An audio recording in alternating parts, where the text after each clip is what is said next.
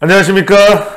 여론고수 시즌2 배추도사 배종찬입니다. 여러분들 잘 지내셨는지요? 자, 총선이 얼마 남지 않았습니다. 며칠 밤 자고 나면 바로 투표하러 가야 되는 날입니다. 과연 대한민국의 미래를 위해서 또 앞으로 우리 후손들의 장래를 위해서 과연 어느 정당이 승리해야 될까요?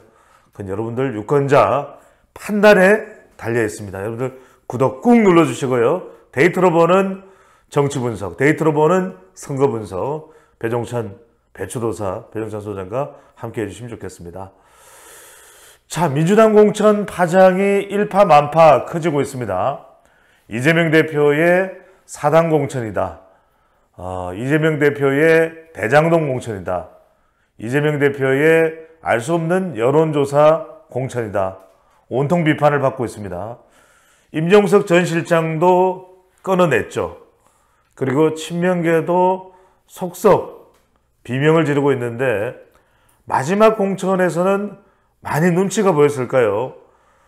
이른바 친문 주요 인사들에 대해서도 단수 공천을 주거나 또 경선에 올리는 모양새입니다. 그만큼 파장이 컸다는 거겠죠.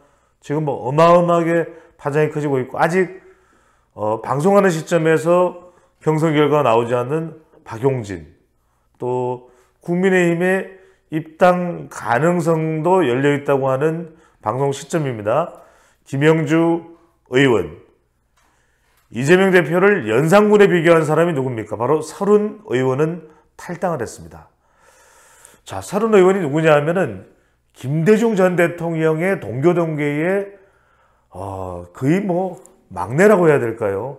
아주 막내는 아닙니다만 그래도 DJ기의 김대중 전 대통령의 유산을 가지고 있는 거의 마지막 현역 의원이라고 해도 과언이 아닌 서른 의원입니다. 언제나 쓴소리를 뱉어서 미스터 쓴소리라는 별명까지 얻을 정도의 서른 의원 단칼에 컷오프를 당했습니다. 그리고 이재명 대표를 향해서 의원총회에서 이런 피칠갑이 어디 있느냐, 피범벅이다, 남의 가죽은 벗기면서 내 가죽은 어떠냐 라고 울부짖었던, 제가 그냥 개인적으로 묘사하기에 울부짖었다고 본 겁니다. 자, 이 홍영표 의원 컷아웃을 당했습니다. 이 안규백 전략공천위원장이 기자가 질문을 했는데 이렇게 대응을 합니다. 홍영표 의원이 뭔가 경쟁력이 없는 겁니까?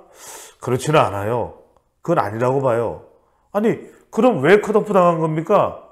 이유가 뭡니까?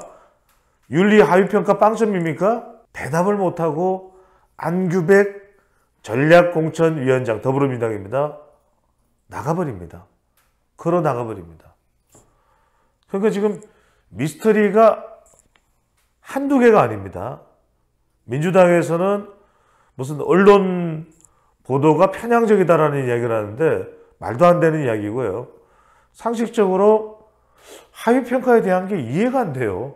그러니까 오죽했으면 박용진 의원이 하위평가 점수 뭐냐 도대체.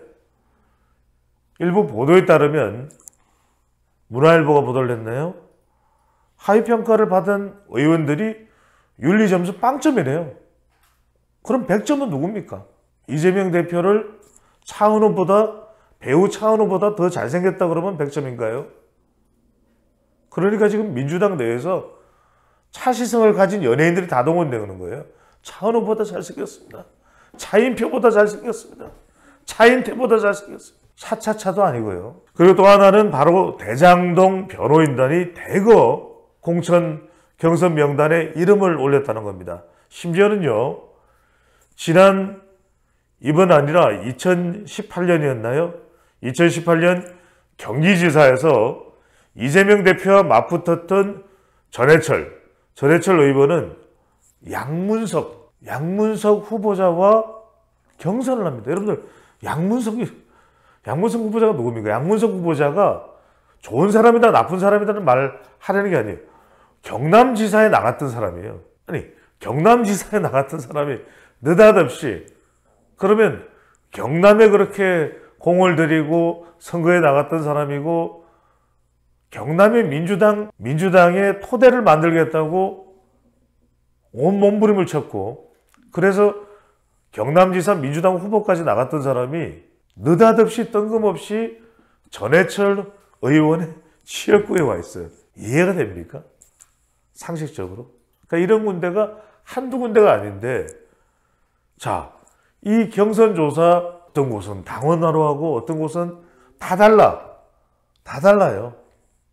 이건 또 설명을 못합니다. 그리고 이 여론조사를 실시해야 될 뭐 K-스탯 리서치 같은 정말 국내에서도 심지어는 국제적으로도 그 역할이 의심스럽지가 않은 당당한 회사들, 이미 규모를 가지고 널리 알려진 회사들이 단 한 곳도 없어요. 제가 30년 이상을 데이터를 분석을 해왔지만 물론 이전에도 민주당이 그런 경우가 많았을 거예요. 조사기관으로 선정된 곳은 뭘 하고 있는지 어떤 회사였는지 모르겠어요.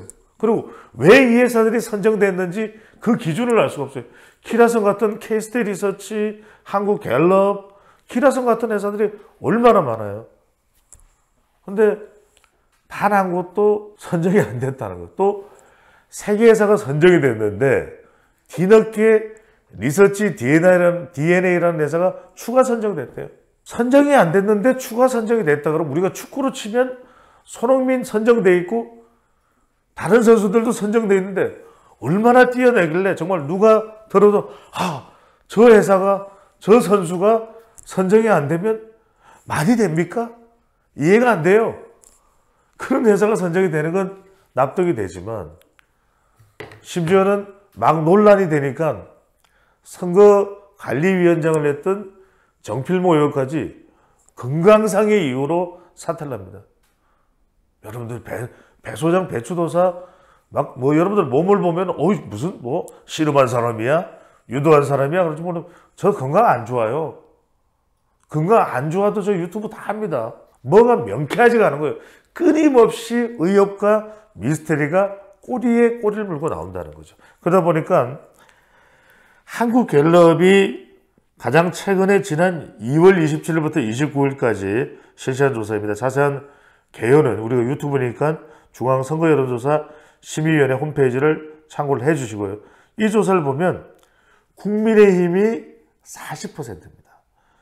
민주당이 33%예요. 이 조사에서 대통령의 긍정이 39입니다. 국민의힘이 40입니다. 한국갤럽에서 거의 국민의힘 지지율이 지난 2년 전 대선이나 지방선거를 치를 때 외에는 40%까지 올라간 적이 없어요. 근데 40, 대통령 지지율은 39, 그런데 민주당 지지율은 33. 왜 차이가 날까요? 보면 부산, 울산, 경남, PK지역, 또 충청, 50대, 공천이에요. 공천 말고는 최근에 국민의힘과 민주당을 비교할 수 있는 이벤트가 없었어요. 대통령 지지율 올라가요. 국민의힘 지지율 올라가요. 이건 더군다나 추미애 전 장관이 단수 공천 받았다는 건 하남 갑에 반영도 안 된 겁니다. 대통령에 대한 부정평가가 53%인데 이건 비참한 거예요, 여러분들. 대통령 부정평가가 53%인데 민주당 지지율은 33. 20%는 대통령 긍정평가 안 하지만 난 민주당은 못 찍어주겠어. 비참한 겁니다. 대통령 윤석열 정부 심판을 하는 사람들이에요. 53%가. 그런데 53%인데 민주당 지지율은 33이에요. 무려 20%는 나 너 못 찍어줄 것 같아? 그따위로 공천해? 지금 민주당의 총선 경쟁력은 추미애 전 장관을 단수 공천한 것으로 임종석 전 실장은 가죽을 벗겨낸 것으로 요동치고 있습니다. 배추도사 배종찬입니다.